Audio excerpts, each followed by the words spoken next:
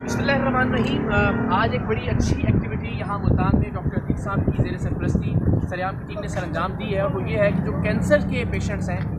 उनसे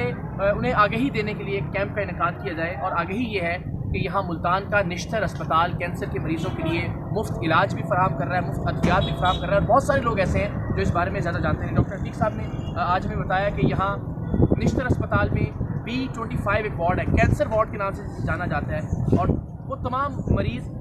जो खुदा न खास्ता इस बीमारी में मुब्तला हैं या उनके प्यारे, वो आएँ इस वार्ड में तशरीफ़ लेकर आएँ, उन्हें हर तरह से फैसिलिटेट किया जाएगा। ये शायद वाहिद सरकारी हॉस्पिटल है जहाँ पे मुफ्त इलाज भी दिया जा रहा है कैंसर के हवाले से, और मुफ्त अद्वियात। डॉक्टर साहब आप भी कुछ जी, बस मेरा पैगाम होगा अपने तमाम उन मरीज़ों के लिए जो